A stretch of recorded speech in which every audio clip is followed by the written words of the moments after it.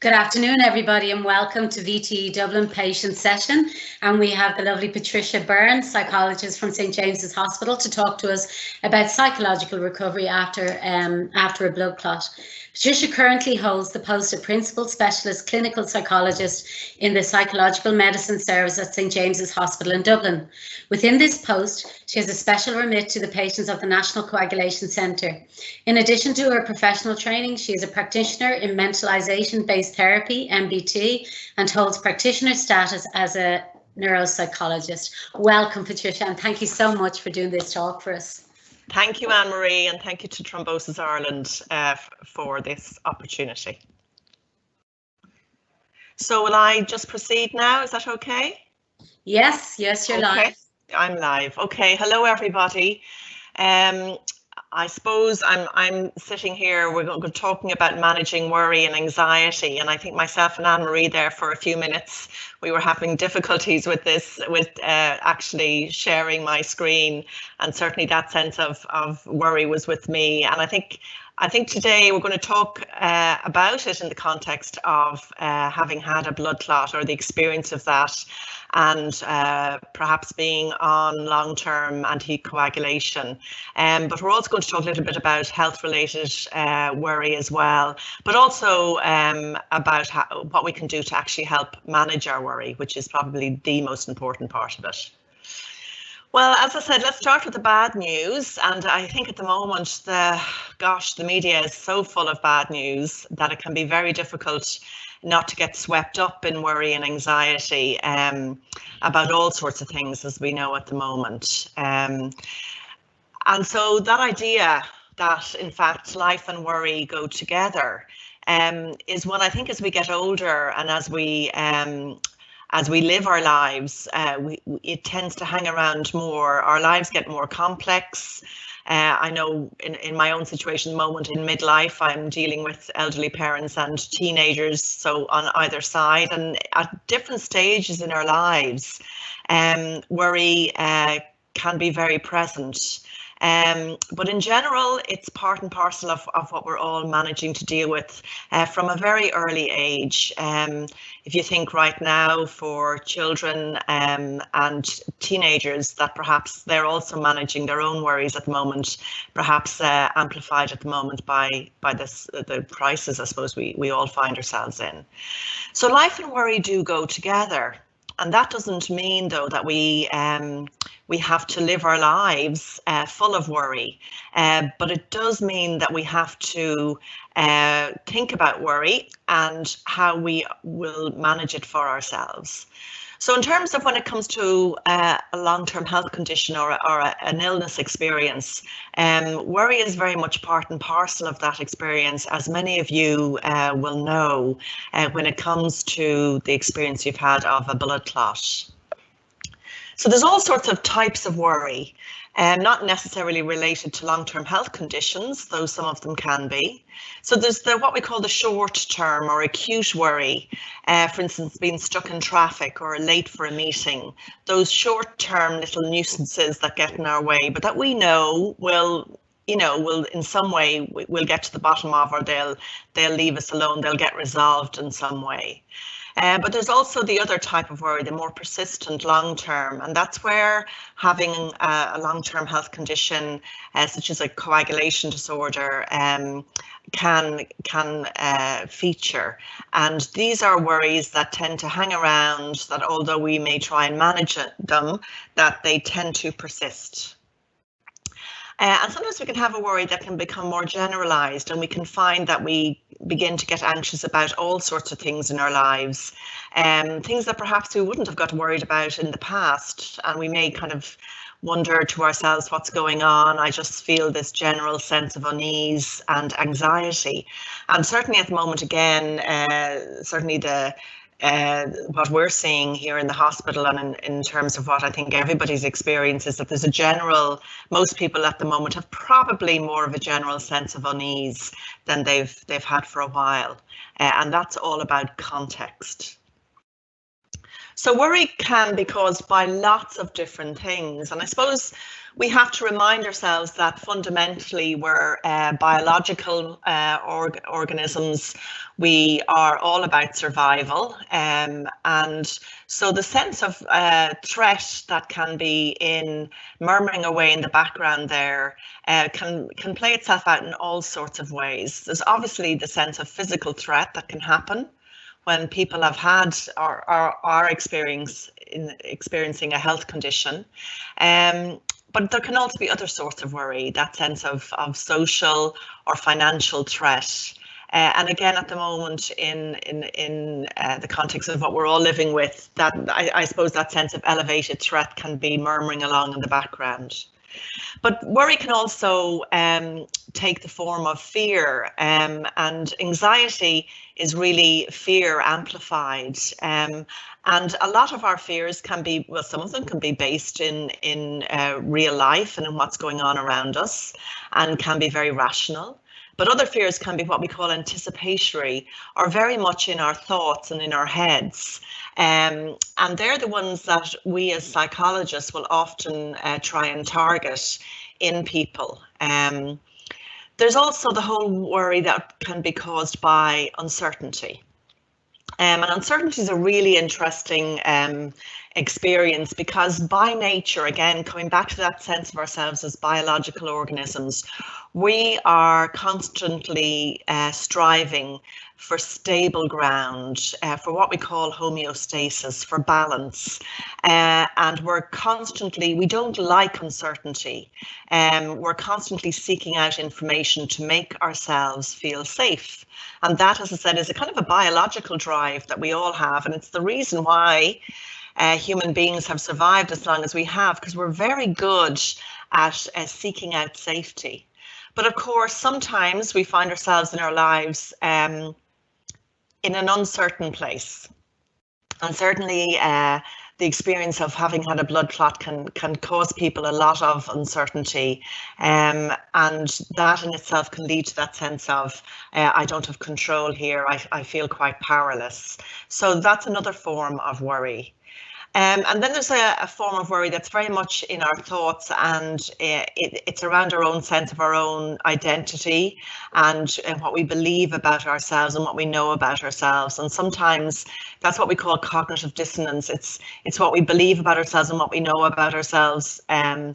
You know, that we value ourselves in a certain way, but sometimes we can't necessarily always act in the direction we want to act in and be that person, because maybe circumstances around us create that sense of dissonance, and that we can't always live up to our own ideals and our own values. That sometimes because of a traumatic situation or a sense of threat, that we don't always behave in the way that we hope we would. And so that in itself can be a cause of worry. So the idea when you're living with a coagulation disorder, or you've had a history of a blood clot, it can be felt, and it is felt, no doubt, across all life domains, not just the biological or the physical, but also what we call the psychological and the social. And now in medicine, for a very long time, people may have heard of the term the medical model.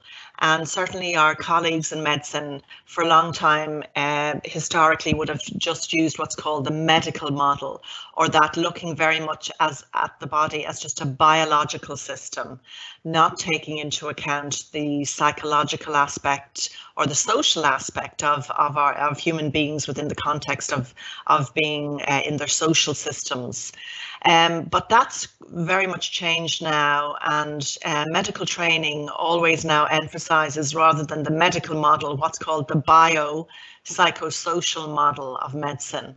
And this is much more about the holistic view of people as patients, and that's the view and the model that we use here in St. James's. We don't always get that right, but very much now you know, the idea that people come to us first and foremost as people with some sort of health condition that does make them patients, but not necessarily the focus on the biological. We're very much now trying to take account of where people are at from a psychological aspect and indeed from a social aspect. And it's the reason why the psychological medicine service exists here in St. James's, and why I think people find it a very helpful part of the medical system within the hospital. So the idea that with a long-term health condition, whatever it may be, but it brings with it a sense of burden and a sense of heightened vulnerability. And it also brings that sense of uncertainty. And that has a cost then for people in terms of their sense of anxiety, sense of autonomy in the world, and their sense of well-being. Because what happens when we have, whether it's other forms of a long-term health condition or indeed a coagulation disorder to manage? Well, obviously, first and foremost, is the physical strain of managing your symptoms, of checking yourself out, of trying to adhere to your treatment if you're on treatment, of trying to manage. I was listening to Emer early before lunch about physical exercise and lifestyle. So trying to manage yourself and your condition. There's the heightened emotions that come, particularly because often blood clots are very sudden events. They're very dramatic, traumatic. You can end up in the ED, you can end up not knowing what's going on. And then often there's the aftermath of having to try and manage your condition. Might mean that you're on anticoagulation, either short term or indeed long term. And that can come with it then a sense of lots of different emotions, trying to manage your own emotions, but also perhaps trying to manage the emotions within your family, the worry of family members about you, having to manage hospital visits and what that can be like, particularly at this time when it can feel like attending hospital is much more of a stressful experience. It's normally a stressful experience, but actually I think particularly now at the moment, even more so. And just managing your own worry and fears and those of others. There's also the frustration that can come with a long-term health condition, and particularly if you're on anticoagulation treatment, just managing your treatment, managing your diet, managing just your medication adherence. So it may feel that you've got lack of spontaneity in your life, that it's taken some of that spontaneity away. You may feel a bit overloaded if you're trying to get back to work at the same time as managing your health condition, and other roles, whether it's a role as a parent or maybe as an adult child looking after elderly parents, or whatever the roles you have in your life. It can perhaps feel like you're being pulled in all sorts of different directions. And there's the invisibility factor, I think, with coagulation disorder. Often people, maybe in the acute stage, maybe you've been in hospital and people will have fussed and been kind of making sure they're checking in to see how you are. But then, of course, once the immediate threat is over and the acute medical management is over, you still look the same. People don't necessarily, see, what you're dealing with. You don't have a visible wound. You're not necessarily carrying like a plaster cast around with you. So people don't necessarily see that, in fact, you're still preoccupied with your health condition and trying to manage it. And that in itself can be difficult. So that sense of heightened vulnerability that I spoke about earlier in terms of a sense of threat and worry is very much part and parcel, I think, of this illness experience. And then, of course, is the fear of recurrence. What if it happens again? And we see that this is a very, very common experience and very common emotion with people who've experienced blood clots. As is that sense of living with uncertainty. And even though maybe you've been reassured and you're on your anticoagulation treatment, that it can not necessarily always put your mind at ease. And this is a picture of what's called the Sword of Damocles, and it's a picture we use a lot because fear of recurrence is incredibly common, not just for people living with blood clots. We see it a lot with our cancer patients as well here. And that idea of a sense of foreboding, of living with dread. And there can be that sense of, this is based in Greek mythology, and the idea that there's this looming danger that can be hanging over people, and so that people can't live with joy in their lives because they have this worry about of something bad is about to happen.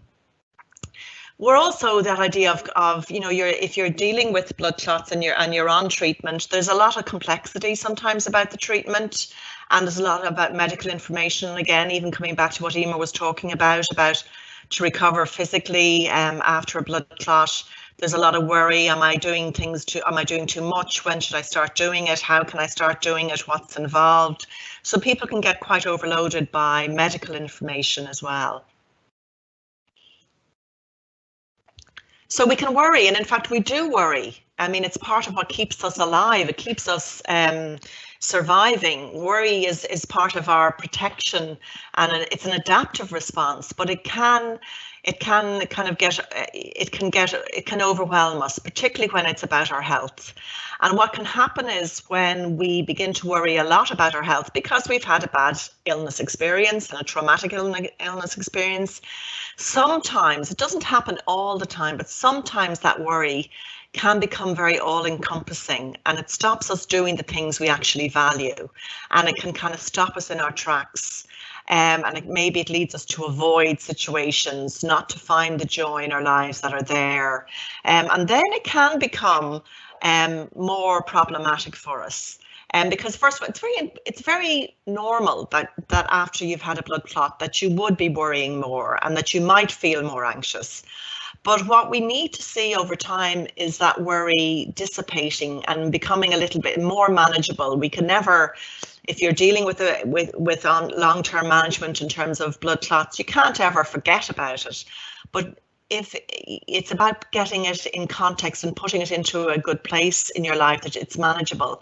But where we find it begins to get all encompassing and basically colour every part of our lives, then we sometimes see what we call illness-related anxiety or health anxiety. And this health anxiety used to be known as hypochondriasis, or, oh, you're such a hypochondriac. And that term has got kind of a bit hijacked in general terms, because we all use, oh, that person's such a hypochondriac. But in fact, it's a very real condition. We now refer to it as illness-related or health anxiety. And people can experience it to a very severe degree, to the extent that it actually has a significant impact on their mood and on their level of functioning. And people can have health anxiety without having a physical health condition, but they can also have it if they have a physical health condition, whether it's a coagulation disorder or whether it's all sorts of other health conditions. And so it can become, it can take over. So that idea that health, I mean, when we think about what is health, we tend to think about it in relation to ourselves in terms of our physical well-being, and that it's all about our physical bodies and our biological bodies. But that's only one part of what health is actually all about. Health is very much multifactorial. And that idea, coming back to that biopsychosocial lens that we need to look at health through, not just the medical aspect of things. And if we look at this slide, we can see how all-encompassing our health is, how it matters in all sorts of aspects of our lives. Looking at the area of sleep is so important when it comes to our health. There's a lot of evidence now that disrupted and disordered sleep does have a health impact. Of course, we all know that our diet has a health impact in everything from our weight management to to conditions such as irritable bowel syndrome, or even more severe other conditions. And then, of course, there's our our whole relationship with our caregivers, whether that's our doctors, our, you know, and I'll even put Thrombosis Ireland into that aspect of things, how having a patient support group and an advocacy group can be really helpful in terms of helping you manage your health condition, that you don't just feel alone, that you actually have peers and people to share your concerns with who are experiencing perhaps the same sort of health condition. So also the whole area of stress, and that's where the likes of me come into play, how stress impacts on our health. And in fact, we know that stress can play a part in everything from our neuroendocrine system to our immune systems to even our gut. And our enteric nervous systems. And then the whole area of exercise, and again, what Emer was talking about, how important that is. So health is not just about the medical aspect of our bodies, it's about all other aspects of our bodies too. And it looks up there at relationships, how relationships are important. And again, there's all this evidence now coming out that even what in the area of what we call interpersonal neurobiology, that in fact, when we have face-to-face contact with somebody else, what a difference that can make to our central nervous systems if we're involved in an engaging, calming, kind of joyful interaction with somebody face-to-face. That actually has impacts in sort of our blood pressure and our heart rate and our endorphins. So the idea that health is so multifactorial is well worth thinking about.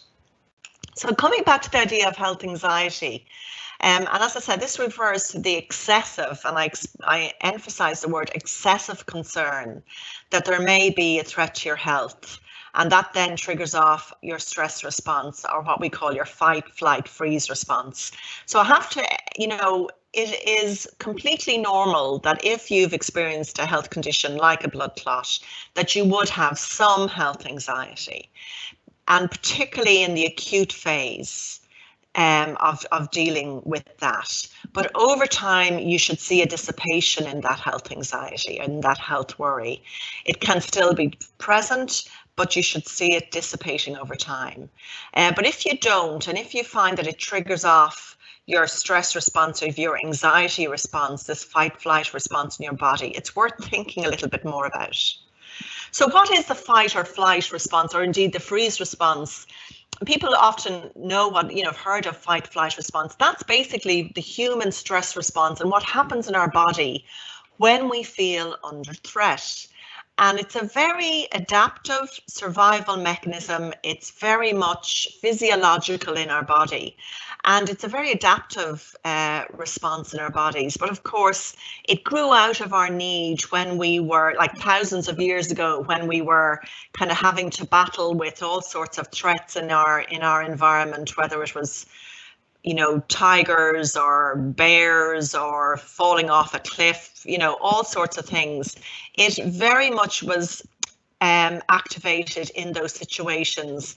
And it has, as I said, led to the human species surviving because it's very activated in us. But of course, nowadays, the idea that there's a tiger around the corner or that, you know, we're living in a jungle, those ideas, you know, we're not doing that now. But nevertheless, our fight-flight response is still very prone to get activated very quickly. So it can be activated by our worries, or it can be activated by a sudden illness experience, such as having to maybe quickly go to hospital when you suddenly experience something like a blood clot and having to go through ED and having all of those experiences. And what it does is you know, what the fight-flight response does is it triggers off a whole lot of physiological responses in our body. And when I'm talking about it now, you're saying, well, why are you talking about it in the context of worry? Because what we know is that if we start worrying and thinking and just thinking about threat, it does actually activate the physiological responses in our body. So if you think about it, I'm thinking, for instance, if you think about whether it's going in to do an exam or maybe even when you're going in to see your doctor, that you can feel maybe your heart rate goes up a little bit. There's a little bit more of a flutter. You might feel a few butterflies in your tummy.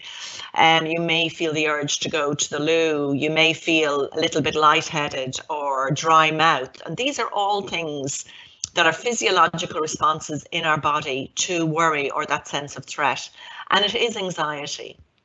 Now, it's very normal to get all of these things in, get them activated in our body for all sorts of different reasons. But it's when they become chronic and over-activated and we get what we call hypervigilant, then we need to worry about what this is costing us in terms of that sense of worry or threat in our body.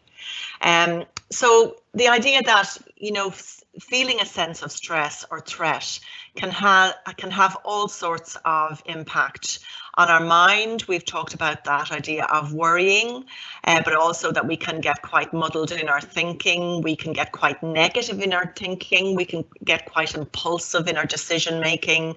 We can find that our sleep might get disturbed. We might get nightmares. So it has, that sense of feeling under threat. In a hypervigilant way can do that. In our body, as I said, stress, overactivated stress can cause us all sorts of things, from, as I said, breathlessness to feeling very tense to headaches. Can have an impact on our immune and neuroendocrine systems too. And in terms of our emotions, our feelings, what can stress do? It can make us feel very irritable, can make us obviously have differences in our mood, get us quite apprehensive, lose our confidence. And in our behavior, we can do all sorts of things, whether it's that we can maybe revert to maybe drinking or smoking more. Certainly can have an impact in terms of our sleep and our restlessness, and just that sense of maybe loss of appetite and just feeling just generally just hyperactivated and tense. So the idea that stress and health go together, and it can, if we are very activated in our stress response, it will have a cost in terms of our health systems. Because if we feel that we don't have the resources to meet the demand that this threat is placing on us, then we can, if we perceive it as very stressful, that will have an emotional response. It will have an impact in terms of our physiology. But if we perceive a threat and as a stressor as something that we can manage and that is within our control, or at least if it's not within our control, that we can have some capacity to manage it, then we do find that stress won't have that cost. And that's where using our minds to manage our stress and using our minds to manage our sense of threat is so important. And that's what I want to talk about now. So it's not all bad news. The fact is that we can actually use our stress experiences, our sense of threat, in a positive way. Because basically, the good news is that we actually need a certain amount of stress in our lives. If we don't have any stress in our lives, actually life gets very boring. And in fact, we can, we have that sense of not being bothered, of being bored, and that life gets quite monotonous. And we tend to kind of go into this nearly kind of a deactivated response, which is not good for us either. So where we need to be is have a little bit of stress in our lives. And as you can see in this curve, if we have a bit of stress in our lives, we tend to get a little bit more alert about things. And we actually have what we call a optimal stress performance level. And that varies for everybody. It's such an individual thing. But it's only if the stress tips over into what we feel is overwhelming, or that we don't have the resources to manage, that then we can get anxious and disorganized, and that it becomes harmful to us. But as I said, it's a very individual response, and it triggers off in people in so many different ways and at different levels. So what one person would consider a stressful experience, other people wouldn't experience in that way. So it's very much an individual response. And part of what we can do in terms of good self-management is actually learn to recognize in ourselves what does cause us stress, and recognize then what we need to do to manage that stress or distress. Because there can be a lot of false alarms. Our stress response is not always accurate. As I said, sometimes it gets triggered off. That fight-flight response I talked about gets triggered off by a false alarm. As I said, that you can maybe even coming in to see a doctor and you're feeling quite stressed, but in fact, rationally, there's no reason for that. Now, maybe some people don't like the fact that you do have to, there's waiting around a hospital, and maybe you will have to go through uncomfortable experiences while you're here. But all sorts of different things can trigger what we call a false alarm. And that's because we have an alarm system in our brain, and it's called the amygdala. And it's in part of the limbic system in our brain, which is very much part of the emotional processing center in our brain. And often that can't distinguish between a real threat and a perceived threat. So something that we're thinking about as threatening, well, our amygdala doesn't distinguish between us thinking about it as threatening and actually us experiencing it. And it's about that idea then that through our thinking, we can create false alarms in our arousal system in our bodies. And so we can become hypervigilant, as I said, overreactive. And so it is about, as I said, tuning in. And it was interesting, again, referring back to Emer's slides before lunch, about getting to know your body and the wisdom of your body. And it's really important that we do this in terms of our stress response as well, because what we can find is if we look at our thoughts, we can find, oh, hold on here a minute. Maybe my thoughts and how I'm thinking about this situation is having an impact on my body, and I need to maybe think about this more. And that's where a lot of the work I do in the hospital here is around that mind-body connection and getting people to be more aware about what is their mind-body connection, what's going on, because again, it's a very individual response. And if we can get more of a sense of what maybe is going on in our minds and in our thoughts about a certain situation, we can often use that to really regulate our own bodies and what's happening in terms of our stress response in our bodies. Well, why do people get these experiences in their bodies? Why do people get hyperactivated, feel a sense of threat when maybe there isn't one there? Well, all sorts of things are at play. Difficult health experiences do play a role. So if you've had a difficult experience around, for instance, an acute management of your blood clot, or feeling still, that can be very pivotal in maybe increasing people's worry about themselves. So as I said, having a medical problem or a real long-term health condition to manage, that can be part of it. Also, if you've experienced illness within your family system, whether that's as a child or, that you've experienced a lot of people around you losing a lot of people quite suddenly in terms of illness experiences, that will also impact on your belief systems and on what you expect will happen to you in the world.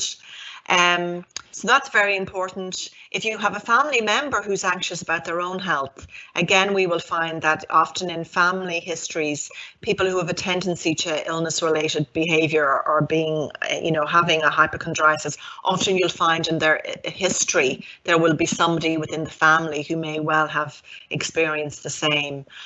Temperament and genetics play a role. Some people just by nature are more prone to worry.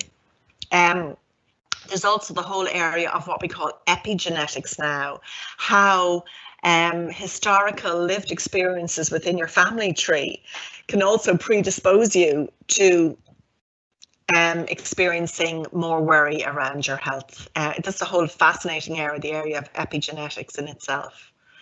So how does health anxiety develop? As I said, a negative health experience can lead people to feeling a heightened sense of vulnerability. And as I said, if you've had experience of a blood clot, you will have had that heightened health vulnerability. But what we want to see is that that settles down over time. It may never fully go away, but that it settles down. But for some people, it doesn't seem to. And they are left with a lot of unhelpful rules and assumptions and what we call this increased health sensitivity or hypervigilance. And if you have that increased susceptibility, then it can cause a bit of a vicious cycle, because if you become hypervigilant to health triggers, then you tend to get triggered off much more easily by internal events like a thought, or maybe I don't know, a symptom in your body, and suddenly you go, oh my God, what's that all about? Could that be another blood clot? And it's a very common experience to have, but it should dissipate over time. And if it's not dissipating over time, then maybe you need to think about it a bit more and maybe need to look at what is triggering it off. So we can then find that we get a lot more health-related, unhelpful thinking about. We can get kind of anticipatory anxiety. We can get catastrophic thinking. We can get all of this all or nothing thinking. All of these are unhelpful thoughts that can come with health anxiety and can maintain health anxiety. And of course, the more we think about things going wrong in our bodies, if we are to think about it a lot, then what that does, it activates our stress response in our body. It activates that little alarm button, that amygdala, and that then creates a cascade of those fight flight responses in our bodies. So we may find ourselves getting our heart rate going up, or getting a little bit faint, lightheaded, or just feeling that muscle tension. And some of that can then be related to the fact that we've been thinking about this stuff, and that there's no rational reason for it, but just because we're thinking about it, we can get that sense of unease.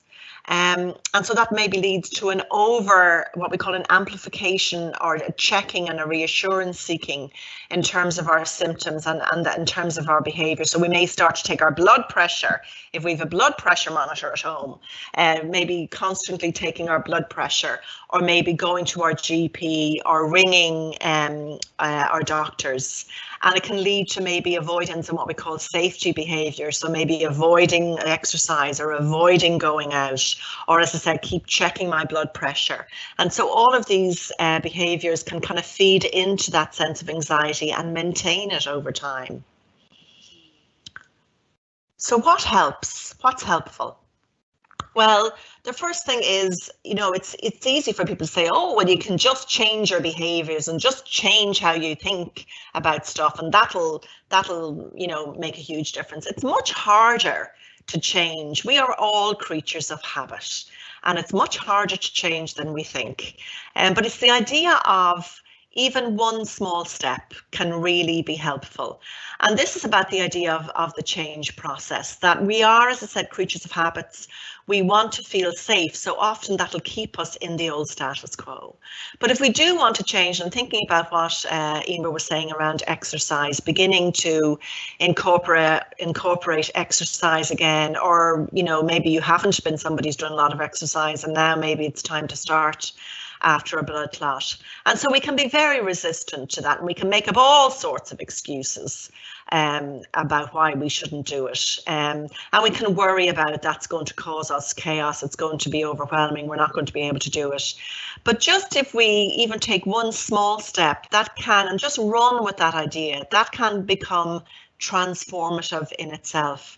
And then even if it's just one small little habit that we change, then that if we practice it enough, that begins to be integrated into our sense of self and well-being, and then we move into it being part of the new status quo and part of what can be helpful to us going forward.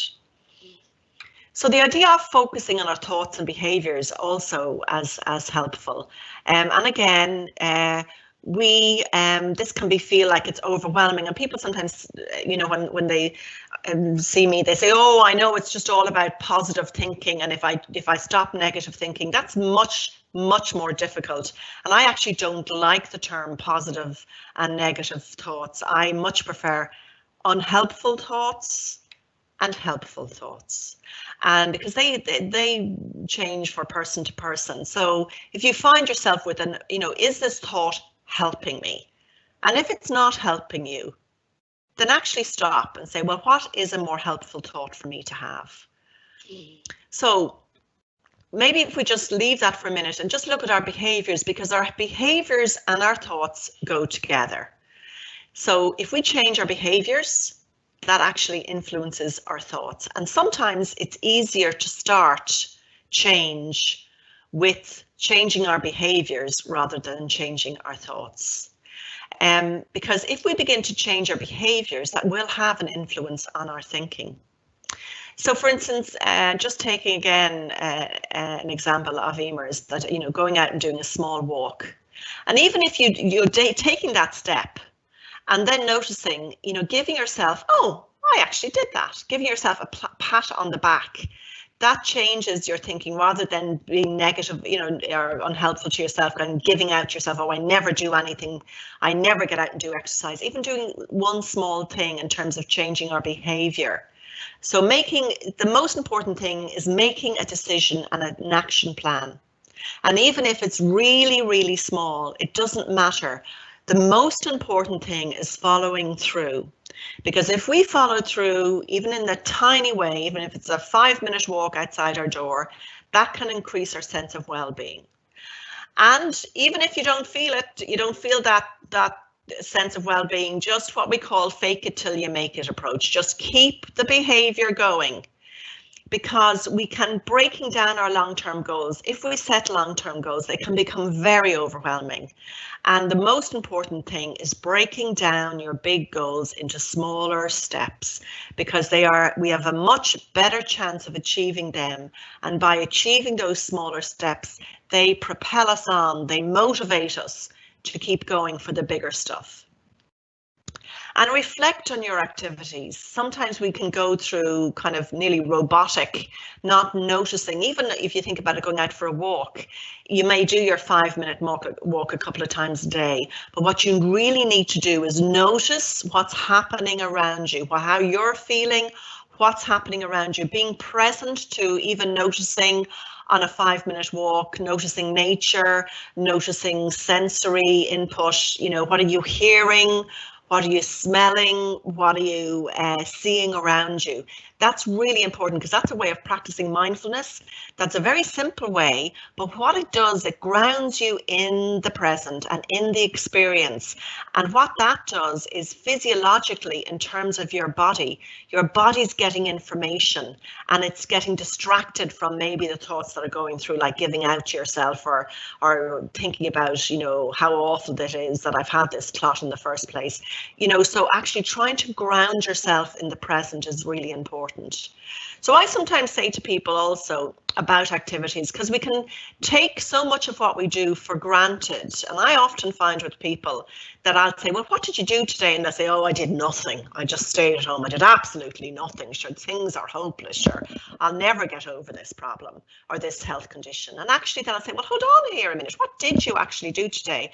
And sometimes when you use an ACE approach, which is this, I'll talk about it a little bit, what you're doing, so checking out your activities and saying, okay, I'm using what I call ACE, A meaning sense of achievement, C meaning sense of connectedness or connection to others and the world around you, and also sense of enjoyment. And scoring your activities, and these are activities from eating your breakfast to maybe doing a bit of ironing, to maybe going out for a bit of a walk, to maybe meeting a friend for coffee, to maybe doing something more fun, like, I don't know, going to the park with your grandchildren, or meeting a, you know, having a friend over, or maybe doing a Zoom or whatever. But basically breaking down your activities and looking at them from a 0 to 10, with 0 being no sense of getting a sense of achievement or connection or enjoyment, to 10 being absolutely, this activity really ticked my box in terms of sense of enjoyment. Or you're likely not going to get a sense of achievement and connectedness and enjoyment for all activities. Some, like for instance, I use the classic one of ironing. I don't like ironing. It doesn't give me any sense of enjoyment whatsoever, but it doesn't give me a sense of connection to others because I'm doing it on my own, but it does give me a sense of achievement when I see a basket of clothes that have been ironed. So, you know, so it's about playing with this approach and noticing, because what we can do is sometimes we underestimate the little wins, and I'll use the term wins, we're getting through our day, which is so important in terms of mood regulation. So asking ourselves, have I aced it today? Have I had some activities that have given me a sense of achievement? Had I had other activities that have given me a sense of connection to others, even if it's only one? Have I had a sense of enjoyment today? You know, even if it's only one or two activities. So by doing that, you're scoring the small wins that we all need to do. And I'm saying to a lot of people at the moment, because of the circumstances we're all finding ourselves in, it's really important. Life is in the detail at the moment, in the small details. You know, the big stuff, we're maybe having to park a lot of the big stuff at the moment. So this can be a really helpful way of mood regulation. The other thing is, the more we try and control our unhelpful thoughts, the more we try and get rid of them, the more powerful they become, the more they tend to stick around. So it's really important, first of all, to remember that thoughts are not facts.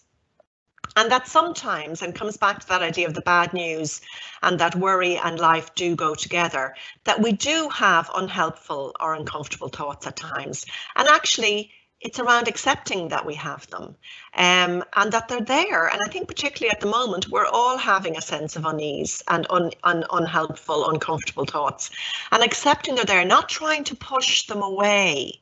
The most important thing is registering, acknowledging that they're there and going, okay, there's that thought again, there's that worry again. But it's about balancing it. It's about counterbalance. So just as we have those unhelpful worries at the moment, unhelpful thoughts, we have to counterbalance them with a sense of our own values and goals and focus on where we want to go, despite the fact that we have these worries and in the presence of worries, that we know we have them. We know we don't necessarily always feel at ease at the moment. We know it's uncomfortable, but also say, I know that worry's there. I know that sense of unease is there, but I'm now going to choose to do something else that's going to give me more of a sense of my ace. And, you know, so just redirecting our attention, and that takes practice, because as biological organisms, we are primed to what we call look at what's called the negative attentional bias. We're always looking for the threat in our worlds, and we have to actively practice paying attention to the small little wins we're getting every day. That will keep us in what we call, there's a term now called mood homeostasis, and it's the idea of keeping ourselves in balance. So if we look at it, why worry if we have a problem in our life? Yes, we have a problem today. Can you do something about it? Yes. Okay, then do something about it, even if it's in a small way. If we can't do something about it, then why worry about it? So it's the idea that we, if we find ourselves with a, you know, don't look for problems. Most of the time we all have a little problem. And then it is, can we do something about it? And if we can't, then it is about sometimes parking it or compartmentalizing it, not necessarily ignoring it, but maybe parking it for another day or for another time, or for when maybe we can get support on it, or maybe get an action that we can do around it. And if we can't right now, then why worry about it? Choose to focus on maybe an activity that will give an ACE score. And that's where the observer self, that sense of standing back from our thoughts and our worries, are really important. It's not about pretending they're not there. It's not around trying to push them away, but it's trying to get some sort of sense of perspective and use your binoculars, as I say, on them. So it's remembering it's normal to have uncomfortable or unhelpful thoughts, that we acknowledge them and also nurture our values and our goals in spite of them. And I'm going to carry on here a bit because there seems to be a lot still. Just, you know, looking at your obstacles and looking at your goals as well. And, you know, again, this idea of balance, just as I have obstacles in my life, what are my goals going to be for myself? And they're long-term goals, not necessarily we need to do this, as I said, the small details as well, the small wins, but also looking at where we want to go in our lives. Because sometimes we spend so much energy on the struggle, and sometimes it's about letting go of the rope. And that can be really hard to do, but sometimes if something's outside of our control, the only thing to do is let go of the rope. So just saying mindfulness can be having realistic goals, value and appreciating what you're doing. As I said about really focusing, giving yourself a pat on the back, taking a break, plan to do something for yourself, talking it out if you can with people, setting limits on yourself and on others around what you can and cannot do, resourcing yourself, accepting offers of help, all about diet and exercise, which we all know about, but sometimes it's hard. The idea of gratitude is really important, trying to be grateful, and just thinking about what we have, just taking 5 minutes a day just to think about just what we have, the small things that we can be grateful about. And I can give these slides to, I think actually Anne-Marie has copies of them, and I've no problem if she wants to share them. It's all about practice. So I'm just going to, just tolerating all of that. And this is a lovely one. I love this little poem. It's by a philosopher called Rumi. And again, it's a really nice one. You can look it up online. It's called The Guest House. And it can be a really nice one to think about and reflect on when we're feeling overwhelmed by all the nasty stuff around us. Okay, and there, these are just some resources again that can be shared, and there's so much, and that's a wonderful thing about online. I think that there's so many things that we can resource online. Okay, Anne-Marie, that's me finished. Oh, thank you so much, Patricia. There's just one question in there. Oh, where is it? Hold on a second. Published.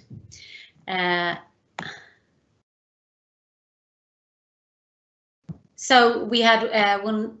Rena just texted in there that she sometimes finds it difficult to distinguish between her fear and her gut feeling. Yeah. You know, like, how can you tell the difference? Yeah, and in fact, you know, it's actually really hard because fear and gut feeling, you know, because fear is visceral and gut feeling is visceral. It's literally in our gut. And I suppose it is about when you find yourself with this gut feeling, is it fear or is it a gut feeling? It could be both, because, you know, what I said about fear being very biologically driven. If she's wondering about, I would say sometimes it can be a good idea to write down the pros and cons in a situation and trying to use what we call your wise brain, your wise mind. So if you have a gut feeling that you want, is it gut feeling or is it fear? You know, get your wise mind involved. What I said there about the man with the binoculars, a little bit of detachment, maybe writing down the pros and cons. If you're worried maybe about a symptom, could it be another blood clot? Maybe it's not. Just writing down the pros and cons, that can be helpful because that's engaging your wise mind, which will often let you then clarify whether it's fear-based or not. Very good. And I suppose I'd reiterate using the resources, doing some mindfulness. I think 20 minutes a day, you may not see the benefit for a couple of weeks, but after practicing it every day for 20 minutes, your all your thought process slow down and your muscles relax. And I should practice what I preach because I love to do it. I do it for like 3 weeks and then I don't do it again for 3 weeks. But when I'm doing it, I feel better, I function better, and my mind is calmer. So I'd really recommend you listen to Patricia and maybe download a 20-minute relaxation app on your phone or something so you can do it anywhere. Yeah, absolutely, Anne-Marie. And even if you start off, like even a 5 minute mindfulness or body scan can be helpful. And even things like mindful walking, if people want to look up what mindful walking is, because some people find that they get very agitated and they get nearly more stressed by trying to be still in themselves. So something like mindful walking. The sanctuary is excellent, and in fact I've just signed up myself for a 30-day challenge on meditation. Just again, it's just a 10-20 minute meditation. So there's all sorts of things online, because what you're doing is you're dampening down your body's arousal systems, and as you say, calming yourself, and that is so important. Okay, that's brilliant, Patricia. We better move on because Rachel's waiting to do her next talk. Thank you so much. It's been really enlightening, and it's a fabulous resource. It'll be available, recorded on our website for anybody who'd like to watch it again and again, because it's really worthwhile doing. Thanks a million. Thanks, Anne-Marie. Thank you. Thanks, everyone. Bye-bye.